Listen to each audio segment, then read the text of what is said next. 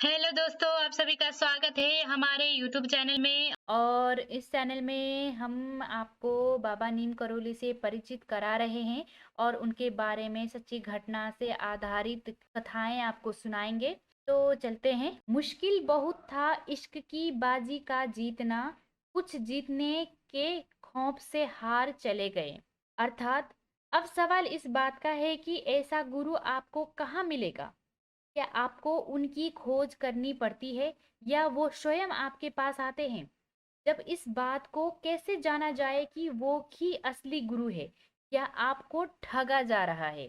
इसका एक ही जांचने का तरीका है और वो है कि जब आप अपने उनसे मिलते हैं तो आपको ऐसा महसूस होता है कि जैसे आप उन्हें अनंत काल से जानते हों और आपके मन में इतनी तृप्ति होती है कि फिर आगे और कुछ तलाशने की इच्छा ही ना रह जाती है। वास्तव में सारी बात का यही निचोड़ है कि आपके गुरु ने आपको चुन लिया है और अब आपको और कहीं नहीं दौड़ना है। आपके मन में ईश्वरी की जो भी अवधारणा होती है वो आपको उनमें दिखाई देती है। पिछले जन्मों में जिस क्षण के लिए आपको तैयार किया जा रहा था वो सब अब आपको उनके साथ ही मुलाकात के जादुई क्षण में दिखाई दे जाती है, जबकि आप और वो मुंह दर मुंह खड़े होते हैं और मुझे भावोद्वेग से भरा दिल आपके आंसुओं से माध्यम से बह निकलते हैं। उनके सामने रोते हुए और उनके चरणों पर गिरते हुए जो आंसू उनके चरणों पर पड़ते हैं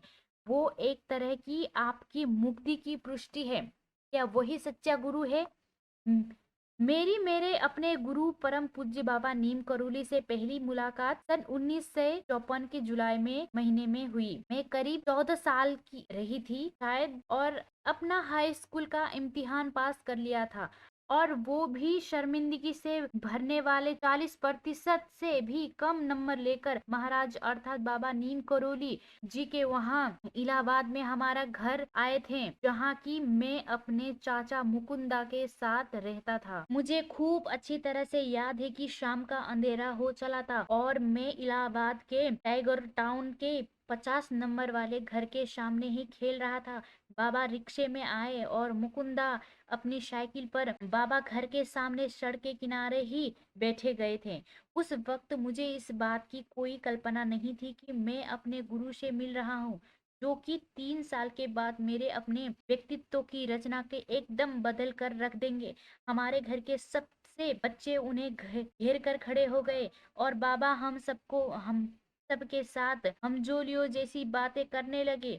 मुझे याद है कि मैंने उससे पूछा कि क्या मेरे पास अपनी खुद की साइकिल होगी और क्या मैं इंटरमीडिएट सेकेंडरी डिवीजन में पास कर लूंगा। लगता है गुरु ने अपनी भविष्य के शिष्य को पहचान लिया था और ये भी निश्चित कर लिया था कि अगली मुलाकात कब होगी। मैं बिगड़े हुए बच्चों की तरह पढ़ने लिखने में टाल मटोल करने लगा और कोई ध्यान ना दिया और बस सन 1956 के 12वीं कक्षा के इम्तिहान में फेल हो गया। धीरे धीरे मेरा मन पढ़ाई से उचटने लगा। बस भाई बस जो पढ़ा सो पढ़ा, स्वयं को युवा दिखाने के लिए और दोस्त पर रुआब रुआब जताने के लिए थोड़ा थोड़ा धूम्रपान और पान का भी शौक पाल लिया। गर्मी की छुट्टियों में ताश या दिवाली में पैसा लगाकर फ्लैश खेलने में भी मजा आने लगा। इसी बीच सन 1957 में पिताजी का तबादला फौजाबाद से इलाहाबाद हो गया और मैं भी चाचा के घर छोड़कर पिताजी के साथ रहने लगा। उसी साल मैंने इंटरमीडिएट की परीक्षा तृतीय श्रेणी में पास की।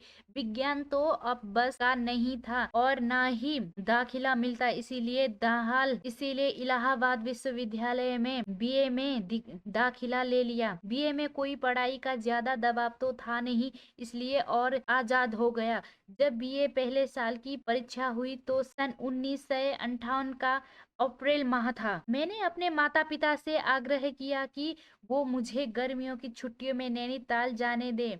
मेरा इरादा था कि वहां मैं अपने चाचा पूरनदा के साथ रह लूंगा। मेरे अपने ही रिश्ते का एक और लड़का भी नैनीताल जा रहा था।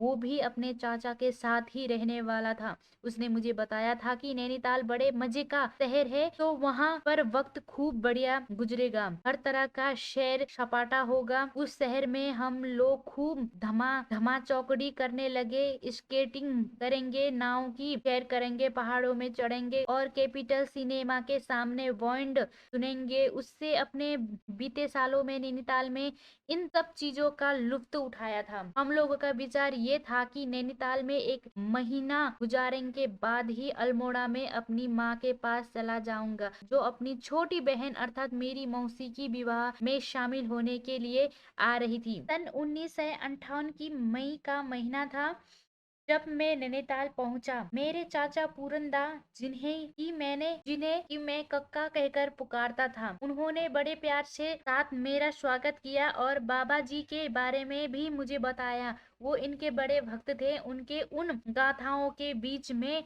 औपचारिक रूप से आदर भरी उत्सुकता का प्रदर्शन करता, पर जब वक्त मिलता तो घर से भाग लेता अपने रिश्ते के भाई बहनों के साथ होने के लिए और नैनीताल के उत्सव का आनंद उठाने के लिए। और गर्मियों में तो इस सब की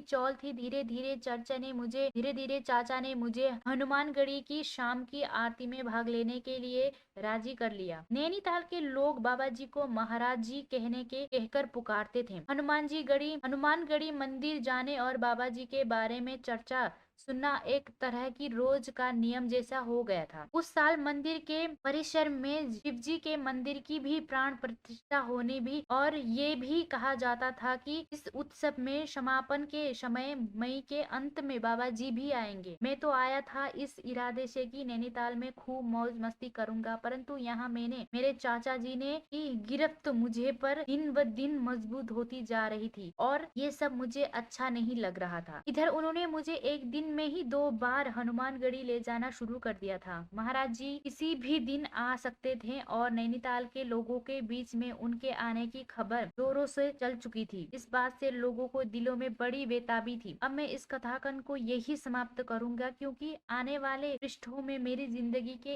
एक ऐसे सफर का जिक्र है जहां मुझे सर्वोत्कृष्ट श्रेणी के ऐसे आध्यात्मिक अनुभव हुए जो कि आम तौर पर विश्वास के परे हैं और आज की तारीख में भी खत्म नहीं हुई है, वरना आज भी बदस्तूर घट रही है। मेरी इस यात्रा को गुरु महाराज जी ने इतना आसान बना दिया था कि उनके चरणों में 59 साल गुजर गए। बहुत सी घटनाएं घटी मेरी खुद की जिंदगी में, मेरे साथ भी तथा मेरे आसपास के लोगों के साथ भी, जिन्हें मैंने खुद इन आंखों से देखा है। यदि किसी ने इन बातों का जिक्र किया होता कि उनके साथ ऐसा घटा क्यों है, संभवतः मैं खुद भी एतबार ना करता। ये पहले अध्याय का था और हम मिलते हैं अगले अध्याय में, जानकारी देंगे। तब तक के लिए नमस्कार।